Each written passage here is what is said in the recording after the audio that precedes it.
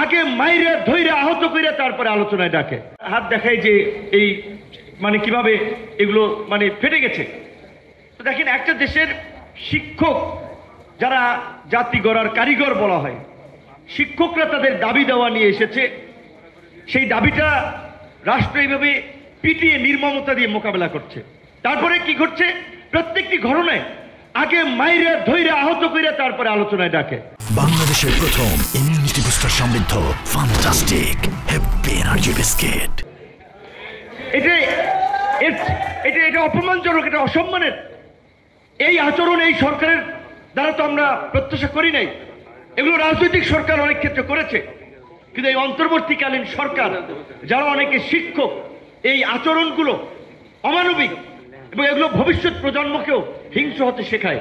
তো এইটাই সরকার দ্বারা আমরা আশা করি নাই। যাই হোক, যেহেতু সরকারের শেষ সময়, আমরা আশা করি এই বেতন কাঠামোর একটা যৌক্তিক সমাধান। নবম পে স্কেল নিয়ে দীর্ঘদিন ধরে আলাপ আলোচনা হচ্ছে, ফ্যাসিস্ট সরকার করে নাই।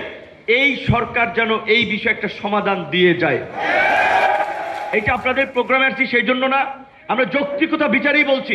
না, আবার একটা নির্বাচিত সরকার আসবে, আবার এইটা নিয়ে রাজপথে আন্দোলন সংগ্রাম হবে। কেন এত মানুষকে আন্দোলন সংগ্রামই বা করতে হবে? এখানে এক ভাই বলেছেন, ঠিক এই কথা তো অনেকে বলার সাহসও করে না, যে একজন সচিব, একজন কুক, একজন নাইট গার্ড তিনি পাওয়ার অধিকার রাখেন বর্তমান বিধিতে, কিন্তু তিনি সেটা নেন না, বেতন নিয়ে যান। এইখানে যদি ওই সচিবকে পয়সা না দিয়ে যদি 2টা লোক দেওয়ার ব্যবস্থা হতো, তাহলে 2টা লোকের কর্মসংস্থান হতো।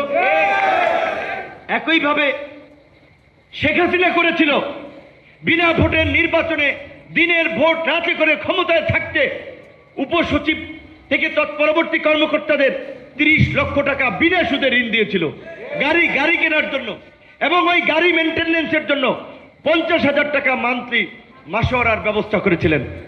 সরকারি কর্মকর্তার পাশাপাশি আর্মিতেও যারা মেজর তৎপরবর্তী অফিসার, তাদের জন্য একই ব্যবস্থা করেছিলেন।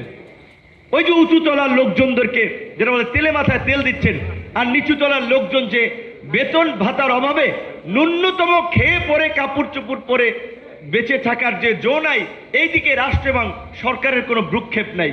তো আমরা মনে করি অবশ্যই এই বৈষম্যগুলো নিরসন করা দরকার। কেউ বেতন পাবে 8,000 টাকা বেসিকে, আরেকজনে বেতন পাবে 70,000 টাকা। এত বৈষম্য চলতে পারে না এই দেশে।